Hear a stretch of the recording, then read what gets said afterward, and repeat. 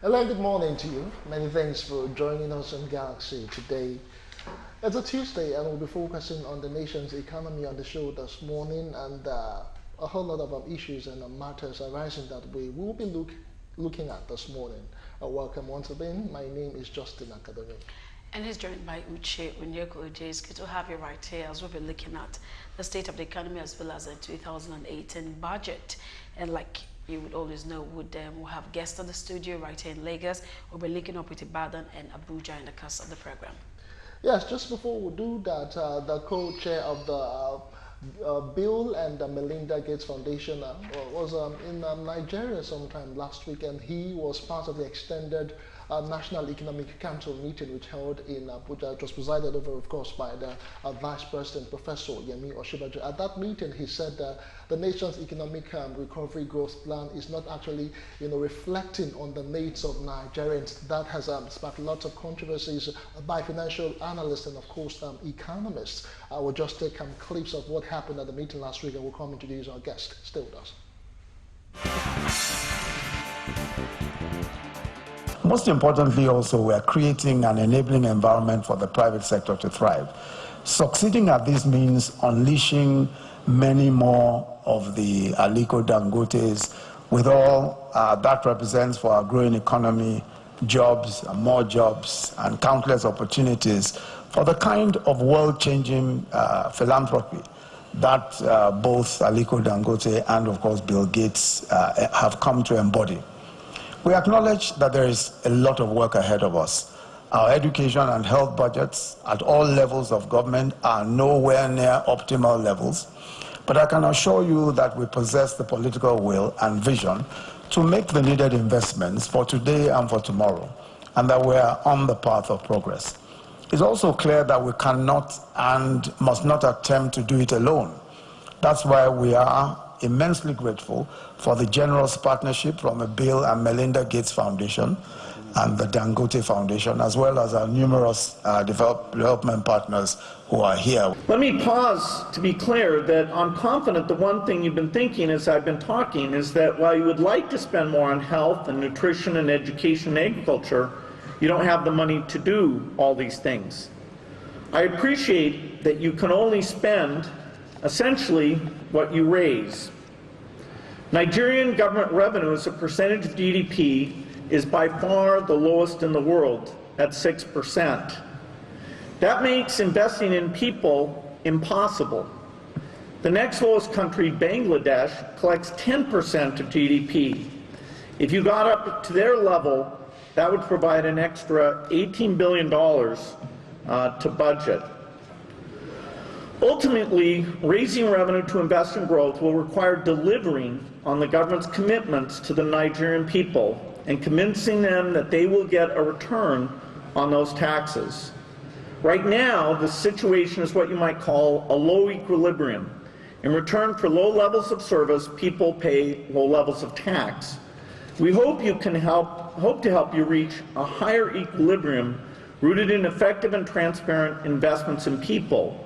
Of these donations that we're getting from Gavi, World Bank, and the rest of the donors, making Nigeria a rich country, not a poor country anymore. So I think we have to also do our own bit to make sure that yes, we have a very vibrant population. Nigeria will be almost sort of number 3 by 2050 in the world's population. So we have to actually make sure that very healthy society. I'm delighted to be here this morning for these important and exciting discussions. And I'm pleased to be speaking on behalf of all of Nigeria's development partners here present. I would like to begin my brief comments with a question. What do you think is the most valuable asset that a country has?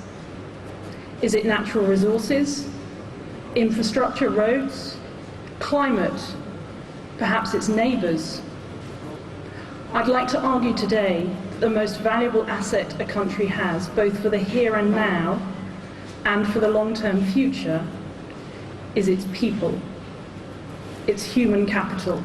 I think that this National Economic Council meeting is probably one of the most important we've held since we came into office, because in our meetings we tend to focus on the hard economic issues of building infrastructure, transportation networks, electricity, and so on and so forth. And the truth is, most Nigerians think that the dividends of democracy amount to seeing a road pass by your house or have water or electricity. What Mr. Gates and Alhaji Dangote reminded us today as government leaders is that there is something far more important than physical infrastructure, more important than roads, electricity, and water, and that is investing in our people. Nigeria is going to have 411 million people by 2050. Today, more than half of our population is very young. The median age is 19. More than half of the population is below that age. And unless we plan for the future by educating them and ensuring that they're healthy, we face a demographic disaster.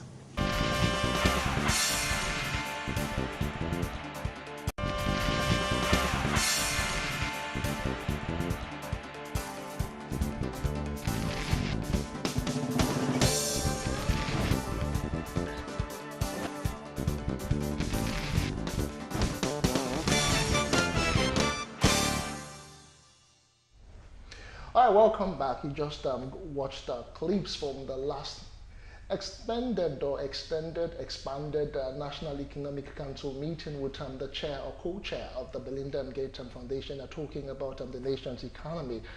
All right, we'll be starting from Abuja on the show this morning, but just to remind you that you can be a part of this discussion. If you have anything to contribute, if you have a question or comment, feel free to do so by sending an SMS. The number will be displayed shortly on air, or you can also interact with us via our various social media platforms, Facebook, Twitter, of course Instagram, using the hashtag Galaxy Today. We're being joined by the Senator representing Taraba Central at the National Assembly, Senator Yusuf Abubakar Yusuf. Many thanks for joining us on Galaxy Today. Let us start from your main main thrust, which is the National Assembly. Let's look at the 2018 budget right now. I mean, this is almost the end of March, and so far, what we hear is that it will be passed on the 24th of April. That's next month. And so far, what would you say is the reason for this protracted delay in passage?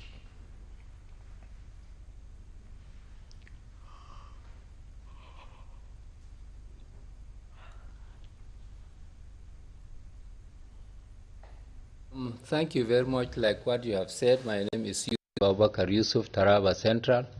As Nigerians will remember that first of all, the budget came sometimes, in November, and we have started, in earnest, processing the budget very, very quickly. But however, the performance of the economy in 2017 was very, very and I think at first week of December, it was less than 20%. And we thought, the best way forward is to have a meaningful, contribution to the budget before we look into it. But despite all that, we bent backwards, and then we invited, the MDS to come and present their own budget. But the delay actually mainly goes back to the activity of the MDS, who have not, come out, conclusively and effectively defended their budget for us to move forward. So we are now waiting for the MDS as per the instruction of Mr. President and being directed by the Secretary to the Government of the Federation that the MDS should conform and then come strictly and meet us and then work on the budget. Your own opinion, do you not think that the delay might also affect implementation, seeing that April is like 4 months gone, you have 8 months to implement whatever the budget is meant for? Do you not think that will affect implementation as well?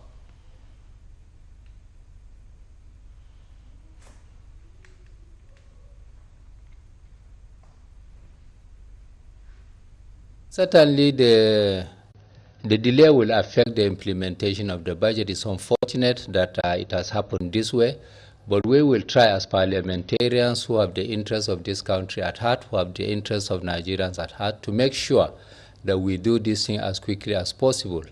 And that is why we are giving, a horizon of about 24th of next month, to see that we have concluded the budget. So we are ready to go, and we are waiting for a full, presentation to conclusively move with the budget. Nigerians are thinking it's not like a recent trend for budget passage to be delayed. You also said last year that you confirmed that that of last year was also not passed on time. Same for this year. What measures do you think should be put in place so that we don't have issues in passage of budget, implementing of budget, and of course this executive and legislative rift would not really be commonplace?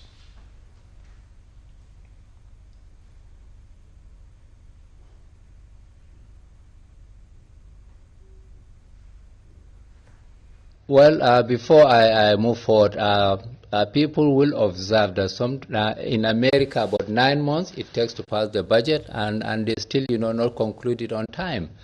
However, in Nigeria, we have to start, to do our own budget processing very, very early enough, and then, we can move forward. And you are aware that, sometimes in implementation, the issue of our will come into play, and if we continue with that, we might have piecemeal, implementation of our budget. But the government is doing the best it could within the circumstances, and I'm sure, our learning curve, we want to make it very short so that as time goes on, we'll make sure that, we do the budget on time with due consultation, between the executive, and the parliament, so that we can pass this budget early. Talk about the state of our economy. I mean, looking at the visit of Bill Gates, who recently spoke about the state of our economy, saying that it looks like the federal government is not probably investing in the right way, thinking that we should look more into human capital than physical capital.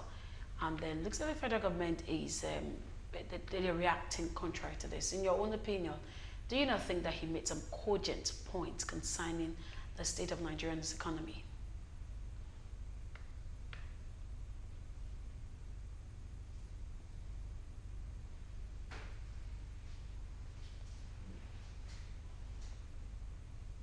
The fact that the population of Nigeria is young, we should, put a lot more effort in human capital, because that is what is going to save this country in future. Without that, we may have, difficulty moving forward. However, the executive, I'm sure, to put in a lot more resources into human capital. And the parliament is also at its disposal, to make some certain regulations, certain laws, to make sure that, human capital is built, in tandem with the likely movement of our population, in so many years to come. So human capital is very, very fundamental, and we must put all hands on deck to make sure that we develop it, to meet our realities in future. Further mentioned about education, according to Bill Gates and Bill and Melinda Gates Foundation, that they parted with some billions of dollars to see that the educational sector was being worked upon. But it looks like it's still failing, according to him, that for every child that is born in Nigeria, we are malnourished, or maybe 1 out of 3 children are malnourished. And so he looked more into education and health. Do you not think that this is something we have to look at, looking at our mortality rate in Nigeria?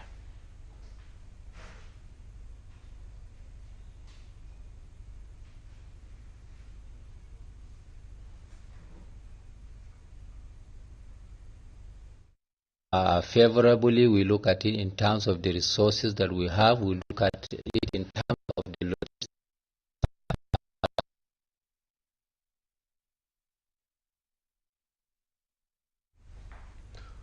All right, we seem to be having a bit of connectivity issues there with Senator. We just want to say many thanks to you, Senator Yusuf Abubakar Yusuf, for finding time to join us to look at the issues in the nation's economy, and of course the delay in the passage of the 2018 budget. We do appreciate it once again. It's still Galaxy today. We will take that report once again, and when we will come back, we will be joining our studios in Ibadan. Stay with us.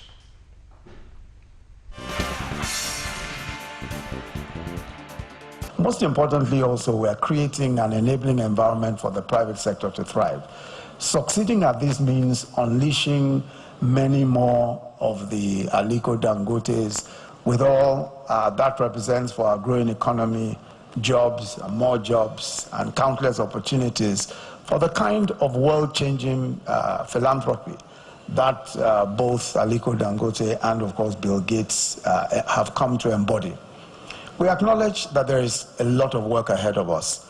Our education and health budgets at all levels of government are nowhere near optimal levels, but I can assure you that we possess the political will and vision to make the needed investments for today and for tomorrow, and that we are on the path of progress. It's also clear that we cannot and must not attempt to do it alone. That's why we are immensely grateful for the generous partnership from the Bill and Melinda Gates Foundation and the Dangote Foundation, as well as our numerous development partners who are here. Let me pause to be clear that I'm confident the one thing you've been thinking as I've been talking is that while you would like to spend more on health and nutrition and education and agriculture, you don't have the money to do all these things. I appreciate that you can only spend essentially what you raise. Nigerian government revenue is a percentage. All right, welcome back. It's still Galaxy. Today we'll be taking the concluding part of that report shortly. But right now we are joined by Honorable Josiah Olufemi, a former member of the House of Assembly. Many thanks for joining us on Galaxy today. We just had the senator representing Taraba Central, and he was saying one of the reasons why the 2018 budget has not been passed can be attributed to the MDAs who don't come out to defend their budget. Do you really think this is actually excusable?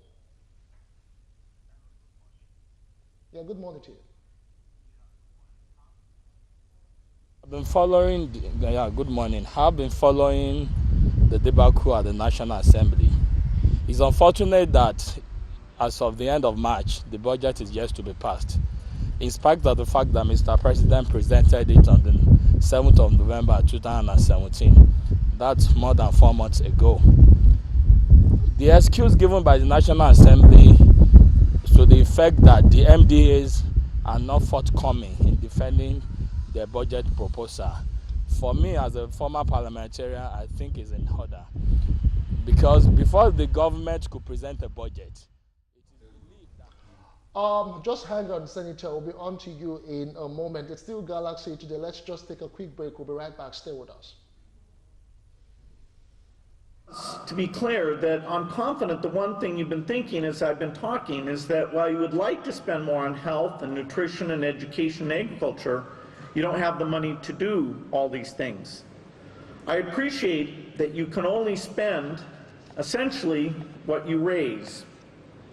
Nigerian government revenue as a percentage of GDP is by far the lowest in the world at 6%. That makes investing in people impossible. The next lowest country, Bangladesh, collects 10% of GDP. If you got up to their level, that would provide an extra $18 billion to budget. Ultimately, raising revenue to invest in growth will require delivering on the government's commitments to the Nigerian people and convincing them that they will get a return on those taxes. Right now, the situation is what you might call a low equilibrium. In return for low levels of service, people pay low levels of tax. We hope to help you reach a higher equilibrium rooted in effective and transparent investments in people. Of these donations that we're getting from Gavi, World Bank, and the rest of the donors, making Nigeria a rich country, not a poor country anymore. So I think we have to also do our own bit to make sure that yes, we have a very vibrant population. Nigeria will be almost sort of number 3 by 2050 in the world's population. So we have to actually make sure that very healthy society. I'm delighted to be here this morning for these important and exciting discussions. And I'm pleased to be speaking on behalf of all of Nigeria's development partners here present. I would like to begin my brief comments with a question. What do you think is the most valuable asset that a country has? Is it natural resources, infrastructure, roads, climate, perhaps its neighbours? I'd like to argue today that the most valuable asset a country has, both for the here and now and for the long-term future, is its people, its human capital.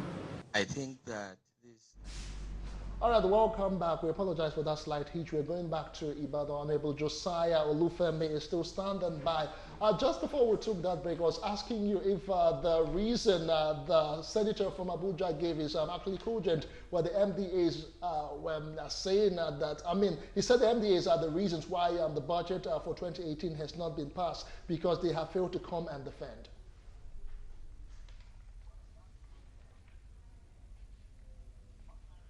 That's what we have heard too. Ordinarily, before the president could present the budget, it is understood that the MDAs should have been ready with the defense of the proposal. As a matter of fact, ordinarily, it shouldn't take more than 60 days for a presented budget to be passed by the parliament. But based on the based on what the National Assembly said, particularly on the 14th of February,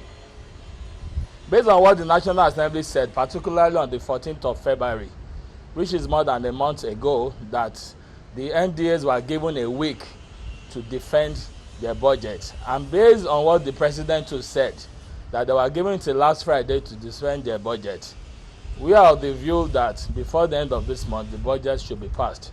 However, let me make it very emphatically clear that it is not appropriate for a budget to be delayed 4 months after it was presented by the president, because how are we going to expect the budget performance to turn out to be? What's going to happen to the performance of such a budget that was not passed 4 months after it was presented? It is true that the law permits the government to spend 60% of the budget allocation, even when it is yet to be passed. But the truth of the matter is this. This is March 2018. In another 6 months, we will expect another budget to be prepared. Are we saying the government could have fulfilled the expectations presented in the budget within 6 months? That is my own fear, and I think that is the fear of an average Nigerian, considering the present state of the economy.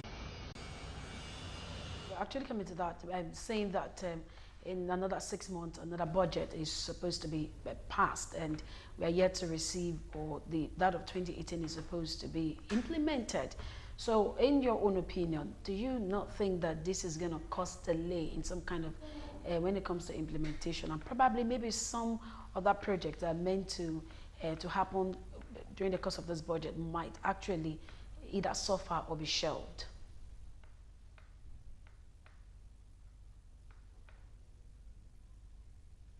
I'll take it again. I said that we know that in the next 6 months, another budget will be passed, maybe for 2019, and then this is even yet to be passed into, is yet to be passed. Do you not think that the delay for the 2018 budget is going to cause delay in implementation, and not just delays, some other project that is meant to have held or that is meant to happen in 2018 might either suffer or may not even happen at all?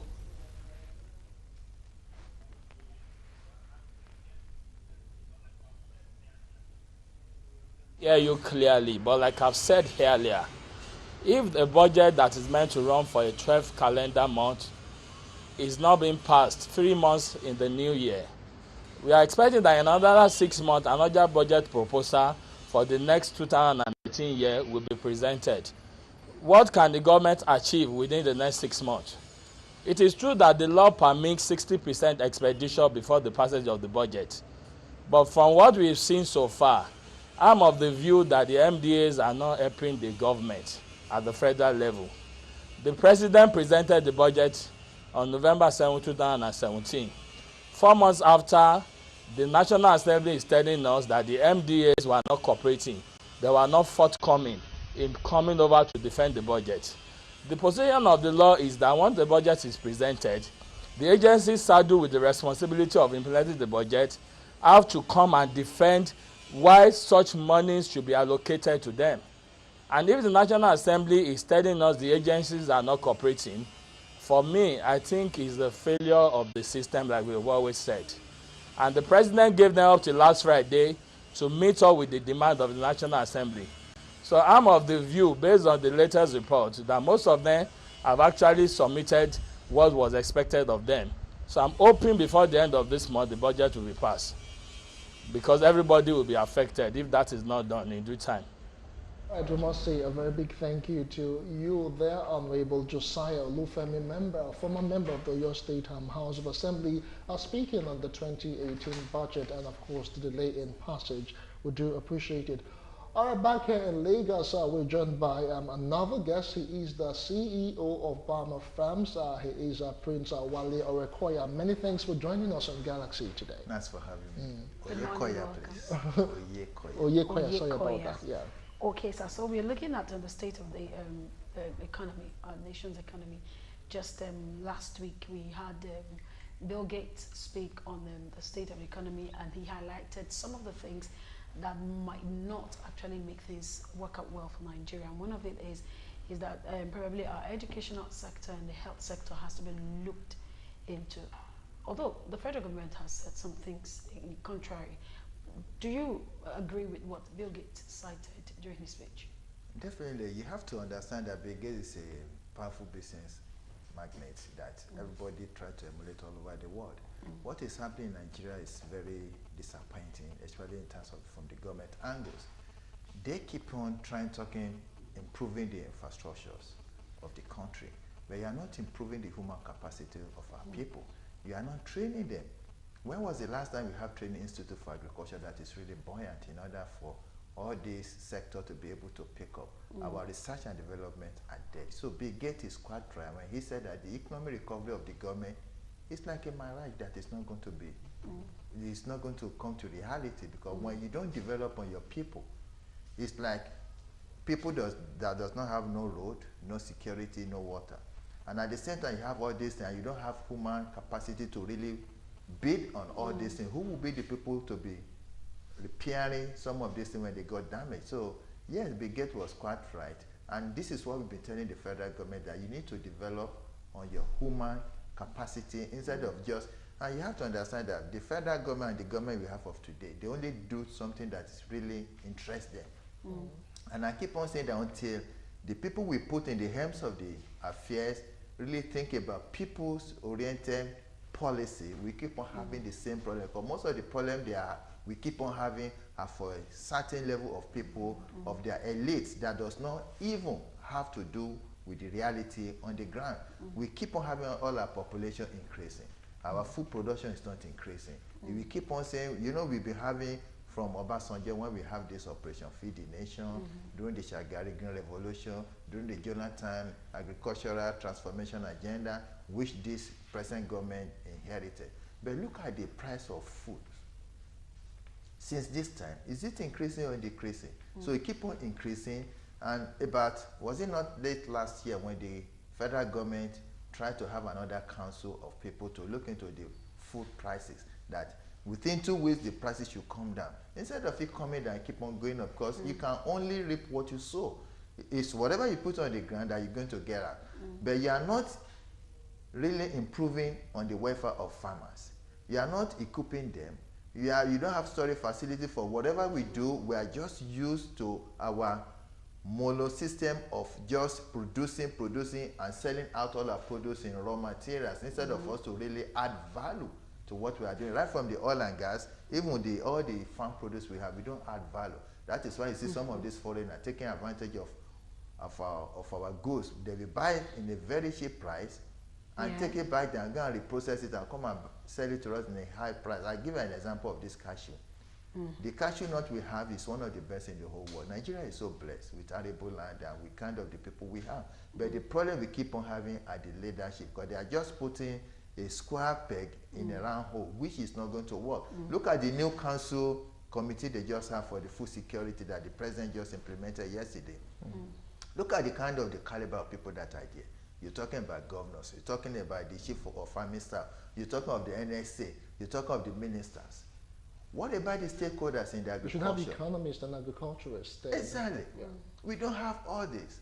We have All Farmers Association of Nigeria, we have Poultry Association of Nigeria, we have so many agricultural cooperatives. None of these people so invariably, doesn't that still negate the fact that the right human capital development is not a channel to the right sectors? It is not. So it's going to be a failure. The same way that the set of people that were formulated last year to link to the prices of food, when you put all these ministers, what do they know? Do they go to the market? They don't go to the market. Everything is on obstacles. Everything is coming to them at a platter of gold. So they don't even know what the market is. And you are putting these people to go and check the market and to be able to bring the price of the food down. So it's not going to work. The same thing with the new Council of the Food Security the president just implemented yesterday. It's not going to work because the policy is not for the people. It's for their circle. But then again, if you were to look holistically at the ERGP, yes. Although the aspect Bill Gates forwarded was that of human capital development, he also talked about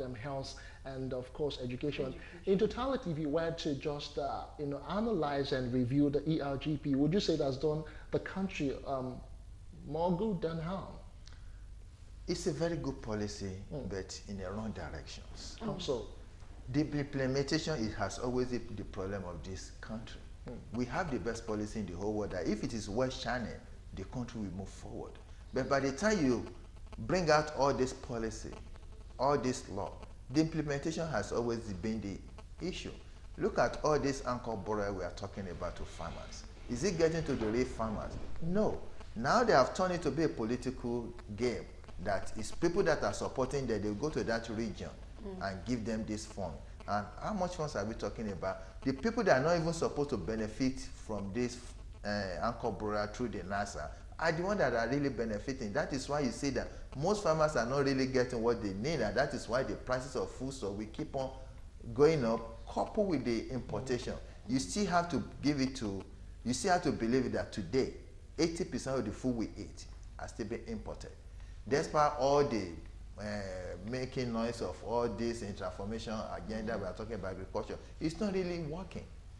So we have a whole lot of problem in our hands, and the problem we keep on having that they are not putting the stakeholders in the mid of this thing so that we can sit down and look at the herdsmen and farmers. It's like free for all.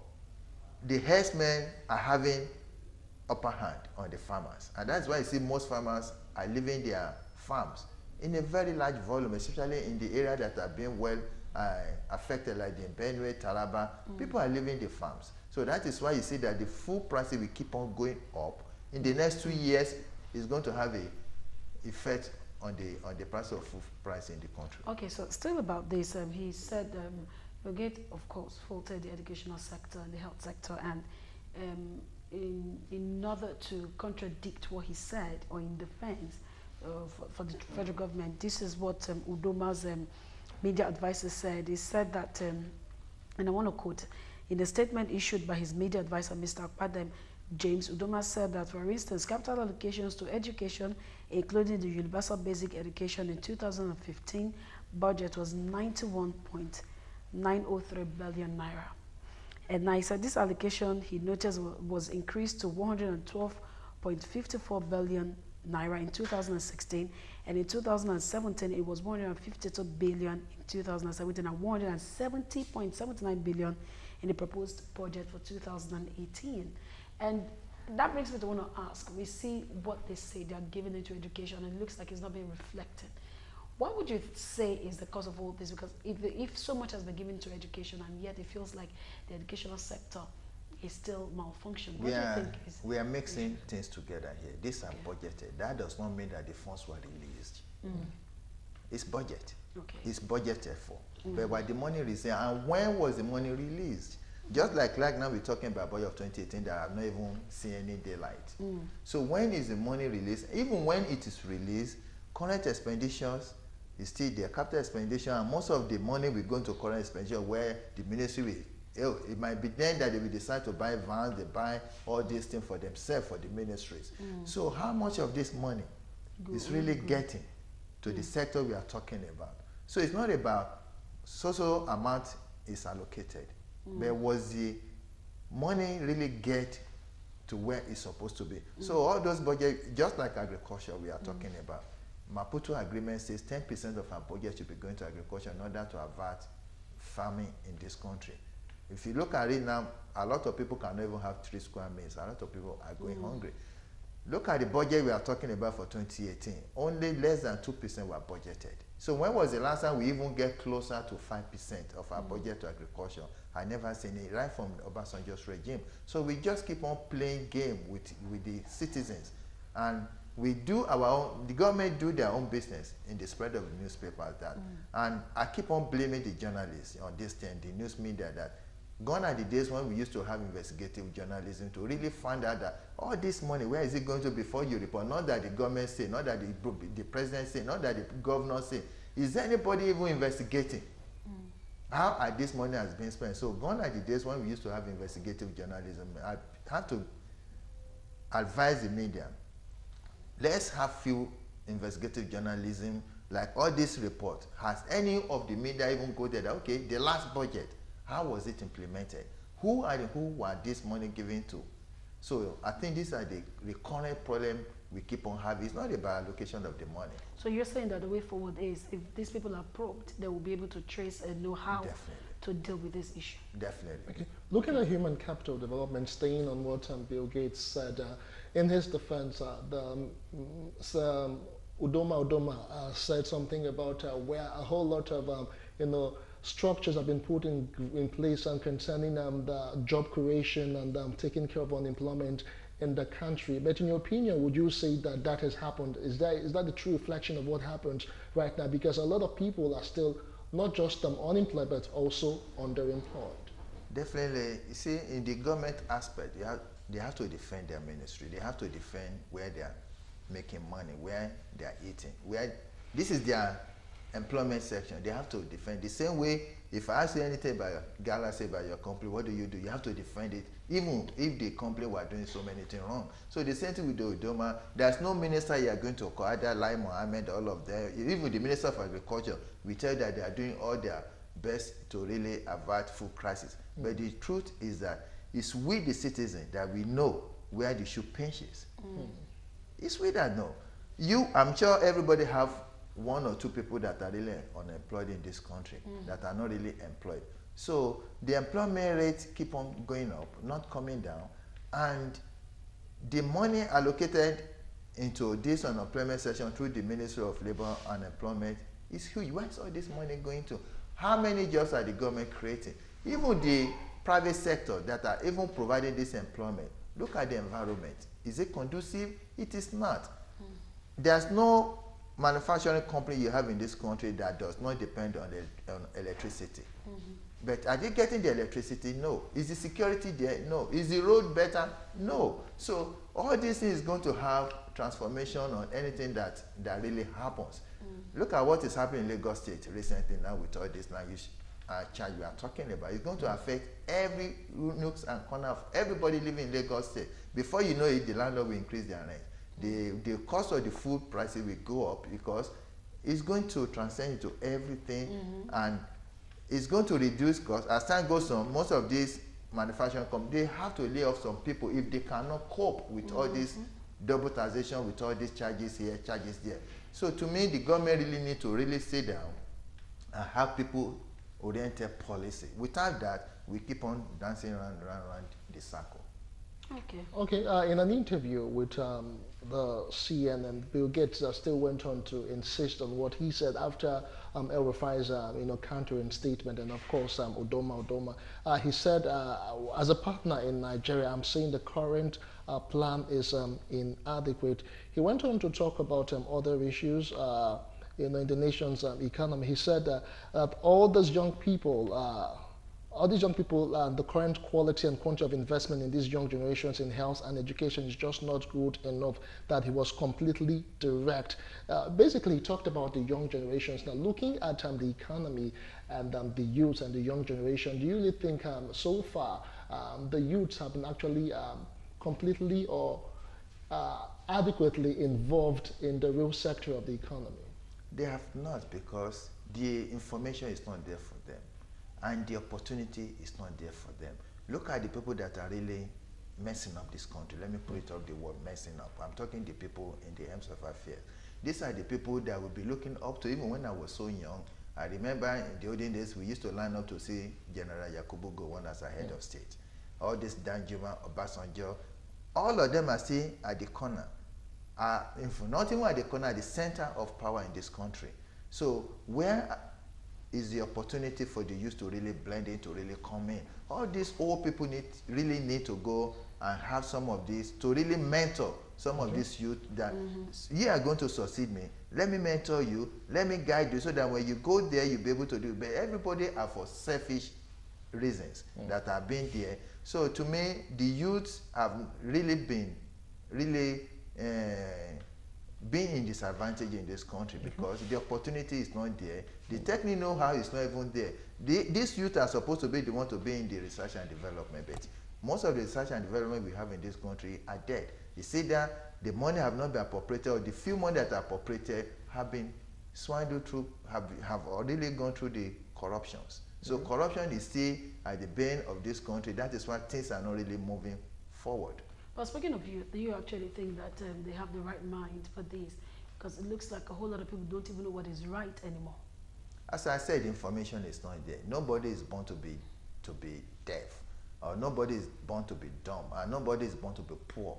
You understand? But if the environment is not conducive, what are you going to do? A young man just wake up in the morning, doesn't even have anywhere to go. He doesn't even know what to do. That is why you see a lot of people under the bridge, or doing this or doing Okada. These are the jobs that they are not even supposed to do, but they have no choice. Some of them, they have family. That is why you see, even if you see most of the youth today, they don't want to get married. Not that they don't want to, but the ability to really take care of the family is not there. So you don't blame them. So, because to be responsible, it's not easy for you to be able to provide food and shelters for your family. But it is not there. And how many of them really even have the thinking that they can be alone, or to be able to reason, to be self-employed? Many of them does not even have the ability. So the orientation is not there, the information is not there. So we keep on having a conflict report from the federal government that the youths are being taken care of. I was able to challenge some of these people that are in charge of this, the feeding of the school, where they are giving, the 5,000 naira they said they are giving to unemployed. School feeding program, yeah, homegrown program, yeah. Exactly. If you can put all this money together, if it is ordinary agriculture, that I always advise that let us have a collection center in all geopolitical zones, even if you cannot do it in the senatorial district. Let's have a collection center of all these produce that we are having from the farmers. Bring them to the to the collection center, pay them, let them go back. We can get some of the youths, just buy small cluster industry equipment for them. Let them stay there and be adding value to some of this farm produce.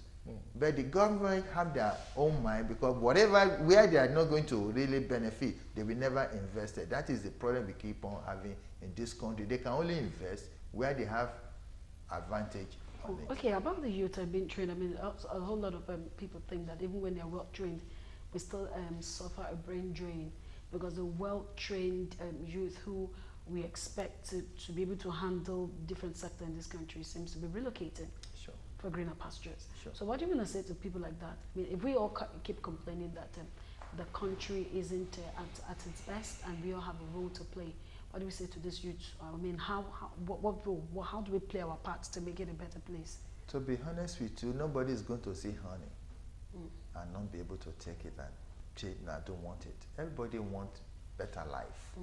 If Nigeria could be what it used to be in the 60s, 70s, or even the 80s, nobody will leave the country. Where naira is the same value like dollars, even £1 used to be like 1 naira then. You understand? So nobody will leave the country. So you don't blame people leaving the country for a better green pasture.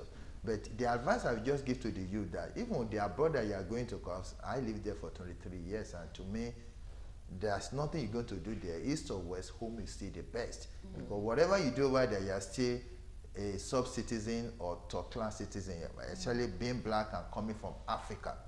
So the advice I will give to the youth in this country is to be able to think on how they can be able to improve on their entrepreneurship. Take a trade, learn something. Forget about your degree. Your degree will take you to the next level to be able to match your colleagues in other sectors. But if you are able to have a trade, believe me honestly, you will make more money. Nowadays, look at most of the artisans we have today. Most of them will go to Togo, Cotonou, to even have artisans. You understand? But because the training center is not there for our youth, so they are really losing out. So my advice for the youth that even if it's ordinary tailoring, forget about tailoring, call yourself a fashion designer. You make money because you have to, my brother is wearing clothes, you are wearing clothes, somebody have to make it. If it is ordinary bake, if it is ordinary bakery, people have to eat. Especially in the sector of agriculture, it's very wide. And to get a land, to me, it's not that much a problem, apart from the government that are really capturing all the land. But I believe everybody, one way or the other, have a family in the village that have a farm that is just lying fallow. If it is ordinary 1 acre you can use, if it is ordinary ugu you can plant on it, you can make millions within a year. If it is ordinary vegetables, you can make money. So everybody should be able to think right now on how they can survive instead of waiting for the government. All right, Odoma also says, and I quote, the execution priorities of the ERGP are restoring macroeconomic balance. You're going to answer that: achieving agriculture and food security, ensuring energy sufficiency in power and petroleum product, improving transportation infrastructure, and driving industrialization through the SMEs. Let's look at the SMEs sector, the small and medium sector of the economy. With all of this growth plan, with all of the food security that the federal government talks about, so far, do you really think that the SMEs in Nigeria have actually grown? It's not growing. Why because not? I have experience, and I used to go to workshops, and I used to go to some of this cluster industry. The same problem everybody still keep on having. If you give me a soft loan or you give me a grant, that take this money, go and invest on this thing, and the environment is not conducive, the infrastructure is not there, it's like you are putting water in a basket, because what you are supposed to use to even improve the quality of the product of this man is not there. Any SME you go, they all have a generator. They have to power that generator. They have to repair that generator. Then the government agency will come, troubling you, pay this, pay that. You'll be going on the road with your vehicles. You see some of these government officials, they stop you, they disturb your business. Sometimes for the whole day, you end up not even making nothing. So the SME we are talking about, the government need to go and learn how SME are being promoted or being supported in other countries, apart from the way they are doing. They will give you a loan. Go to the commercial banks today. You can't get a loan that is less than 26%. So what kind of business are you going to do that you have to be paying interest rate on 26? Even went as high as 30%. So are you supporting the SME? The free money, I couldn't call it free money. The money they even give to some of this bank of industry or bank of agriculture to give to the SME, is it really getting to them? If you see the condition they will give it to you before you can even access 1 million naira, you must well just forget it. How many SME have collateral like a home to pledge as a collateral? So we keep on deceiving ourselves. The government keep on deceiving people as if they are doing something. We are talking about 7 trillion naira. Come on. If only 2 trillion naira could be injected into the economy of this country and it's well implemented, things will improve in this country. Look at all the money that have been implemented, that have been budgeting for road, for land, for electricity alone. Are we getting the electricity? We are not. So something is wrong.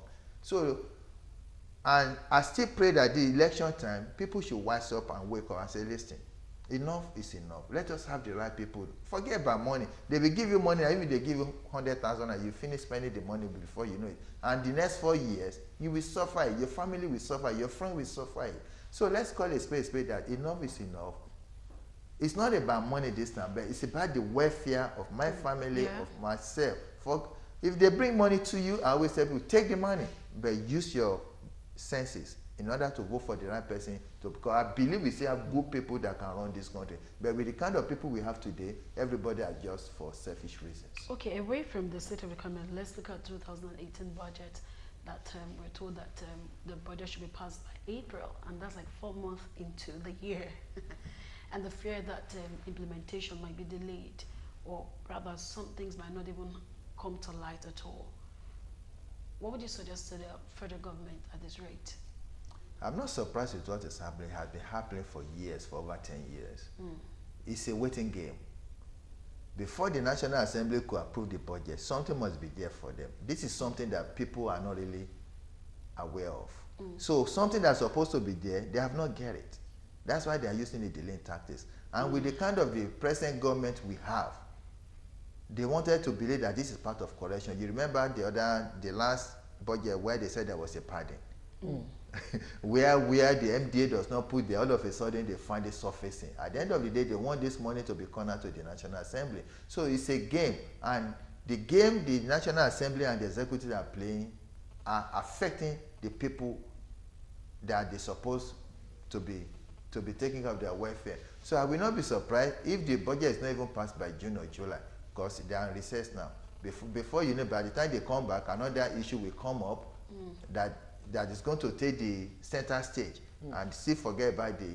So you're saying that April 24 that they have said will not be sufficient? I can put my money on it that it's not the pass. One way or the other, they will have one problem or the other. They always have a problem with the executives. And the executives, they already know each other. And these are the budget, the money is not even there. We are talking about 7 trillion. We don't even have 2 trillion for this budget. So they still have to look for this money. And the money we are still looking for, some people already budgeted. And they want their own money to really come up front before any other thing could be taking place. So we have problem in our hand. And until they can make the National Assembly unattractive, maybe on a part-time basis, we keep on having this problem. It's only in this country I see that you see some of these National Assembly, they even sleep in the National Assembly because of the money they are getting there overseas and abroad. It's a part-time job. And this is the only way you will know the people that really have interest to serve the people. They are not there to serve people, they are there to serve themselves. If you look at all the allowances they are talking about, the executive are trying to cut all these allowances that are supposed to go to the National Assembly, and the National Assembly does not want to have does not even want a kobo to be taken off. Look at the salary we are talking about. Look at all the allowances we are talking about. So the executive are trying to checkmate them, but the National Assembly says, okay, don't worry, you are coming to me. We shall see. But it's the citizen, wherever the 2 elephant fat, who suffered is the grass. And who are the grasses? We are. Oh, we pray the masses, the average Nigerian doesn't suffer for the issues that are not directly their own making. We'll be looking at the 2018 budget issues, but delay in passage, and of course the federal government's economic and recovery growth plan in the wake of the founder of Bill and Melinda Gates Foundation's visit to Nigeria last week. A lot of bottlenecks came out to the fore. We must say many thanks to you, Prince, for joining us to discuss this issue today. We do appreciate it. Thank you so much. And of course, earlier on we were joined by Honorable Josiah Olufemi, former member of Oyo State Assembly. We want to say thank you, and also to Senator Yusuf Abubakar Yusuf, representing Taraba Central State in Abuja. Thank you so much. And of course to you out there who took up time to, watch the program. We'll do this same time again tomorrow. Do you have a splendid Tuesday? I am Uche Onyekoluje. Bye for now. And I'm Justin Akadanye. Many thanks for being a part of the show. Thanks for the